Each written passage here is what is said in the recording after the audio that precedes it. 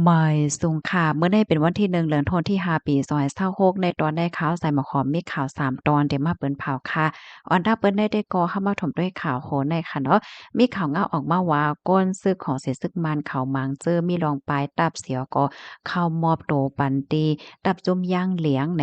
มื้อวันที่30เดือนธันวาคมที่4ปี2026ในมีข่าวเงาออกมาว่าตั้งฝ่ายตับซึกย่างเหลียง Colony KNDF และตั้งโอ้ยหลีเขาเลยออกมาเปิ้นเผาลาดว่ามีก้นซึกของเสียซึกมันเขามังจื้อปลายตับปยกเข้ามอบโตปันตีเจอเขานั่นคือใหญ่ในนับตั้งเอาโคปี2025ต่อถึงเดือนธันวาคมที่4ปี2026ในมีก้นซึกของเสียซึกมันเขามังจื้อในย่อมวางเคิงกองกลางแลมาเจอก็ถึงญาติงยอบก้มโตเพราะว่ามานับสอนโฮมในมีอยู่หมอก3เหงก่อเจ้าในฝ่ายหนึ่งก็ลวงตึกขนอปังตึกในเจเมืองย่างเหลียงในก็ยังตึกมีลวงเฮาแห้งอยู่ไลฮู้ว่าของสิซึกมันเขาในส่งเอ็นแห้งเขายึดปื้นตีลำลวงหลายปื้นตีขึ้นไล่ใน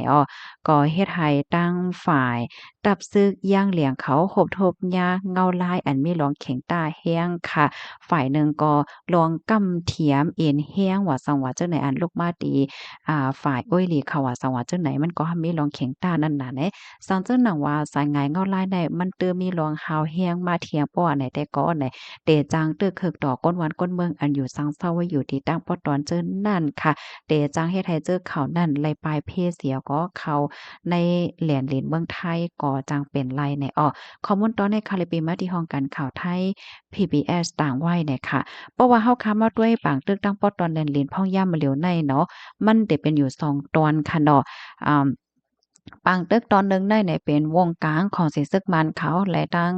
ดับจุมยางเผิก KNU เนาะอันนี้ซ้ำเป็นตั้งปอตอนเมียวดีว่าสังหวะเจ้าในแหน่เนาะแล้วก็แทงตอนหนึ่งซ้ำในปางตึกวงกลางของสีซึกมันและดับซึกย่างเหลียง KNDF เนี่ยค่ะอันนี้ซ้ำเป็นตั้งปอตอนเพราะว่าเป็นแลนลินก็มันได้ต่อหน้ากันตั้งใจดอนแม่ฮ้องสอนเฮ็ดไหนคันนี้เนาะ ค่ะสายงานเงาลายเดสึกเป็นหือเนี่ยก็เฮาค่ะก็ปักตะไปด้วยกว่าเพราะว่ามาด้วย2-3วันเนี่ยได้ก็เหมือนหางแห้งไว้ค่ะเนาะปางตึกตั้งปอตอนแลนดินนั่นเฮ็ดไหนกำในเฮาค่ะมารับถมด้วยข่าวเงาเที่ยงตอนหนึ่งค่ะข่าวเงาที่ในเมืองใต้ค่ะเนาะ มื้อวันที่30ได้ค่ะก็มีปล่อยต่างที่ก็โมหมวยต่อตื้อหลง RCSS SSA ออนจัดเฮ็ดนะคะวันที่30เดือนธันวาคมที่4ปี2026วันเดือน6โมนปีใต้ซอย1ปากปลายเช้านี้อยู่ที่ภูมิพลพร RCSS SSA คนซึกหลงโคจ้ายเลินสายโคจ้ายวีจันตาเป็นเจ้าตาหน้าหลวงอ่อนโหนำนาลูกน้องตะเป้ตั้งเสียงอีกรวยพ่อแม่พี่น้องก้นเมือง ต่างที่กองโมหมวยต่อตื้อหลงในเอิ่งวานน้องเวงนำจางเย้าโตกว่าอยู่เย้าเนี่ยค่ะป้อยต่างที่กองโมในไหลจัดเฮ็ดมาจากเมื่อวันที่28เดือนธันวาคมปี2026เสมีปังลอทอประธาน24ชั่วโมงวันที่29ปี2020วันที่29เดือนธันวาคมปี2026ยามโหค่ำเลยเปิดปางม่วนซื่อกว่าต่อถึงวันที่30เนี่ยค่ะจ้อมหนังมุกจุ้มมีไหวทอดแมสสีเยิง เจอจาดวานเมืองภาษาศาสนาในแลอยู่ดีมุกจุ่มขอเสียวขึ้นจึงได้เข้าใจปกป้องเฮ็ดสร้างมาอยู่ยาวป่นมาเมื่อวันที่2เดือนธันวาคมปี2026นั่นก็เจ้าศีลทำความวนจุ่มอ่อนโหต่างที่มวยต่อทัดแจ๊ดนำซ่อมอองตีวานหน้าต่อเอิ่งเก้งคำจะเว้งกวนเฮงแลมีผู้ใหญ่ก้นหลงก็ซึกก็หาร RCSS อีกป้าปอแม่ก้นเมืองตีจำตีไก่เข้าคมจ้อมกึ้นควานหลงไว้เนี่ยค่ะ คอมมอนตอนในคาเลยปีมาดีห้องการข่าวใต้หลอดแล้วต่างไว้ค่ะ ลูกดีข่าวเงาโหนในเสกำในเฮาคามาถ่อมด้วยข่าวเงาเที่ยงตอนหนึ่งค่ะ SSPP SSA ลงปืนตีจอยเถียมสื่อตั้งปันปอแม่พี่น้องก้นเมืองเมื่อวันที่29เดือนธันวาคม4ปี2526ในตามโตเกียมผู้จัดการจะเว้งหมาย14หมู่เจออนโหก็ซึกก็หารฝ่ายตาบฝ่ายอุเปิง SSPP SSA เฮียงกวนหมอกหาก็ไลกว่าเสือตั้งหยางคอนแกรกจอยพ่อแม่พี่น้องก้นเมืองในวานหนองม้วน19วานจะเว้งหมาย14หมู่เจเจดอนหมายเก่านาลินซึกตับ เงาซึกเกาแปดเกาเมืองใต้ปอดห้องว่าไหนคะเส้นตั้งหยางก่องแกรกในหนังหือพ่อแม่พี่น้องก้นเมืองบ่ได้กว่าง่ายมากง่ายเนี่ยเสียก็อยู่ดีผมมีปนพรฝ่ายตับฝ่ายอุเปิงปฏิเมทรงจึงใต้ตับซึกจึงใต้ในนาตีเจดอนหมายเก่าดาลินซึกตับเงาซึกเกาแปดเกาแลผมมีน้ำใจเจตนาละลายดีละลายตั้งคมกันเหี่ยวก็หลูต้านไว้เนี่ยค่ะ การจ้อยเทียมพ่อแม่พี่น้องก้นเมืองการปกป้องตอนดินขึ้นใหญ่แล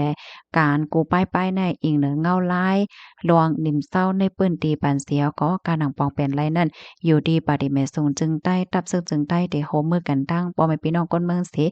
คัดใจเฮ็ดสร้างกว่าว่าในข่าวข้อมูลตอนในข่าวเนี่ยก็เลยเปิงอิงเอามาที่ห้องการข่าว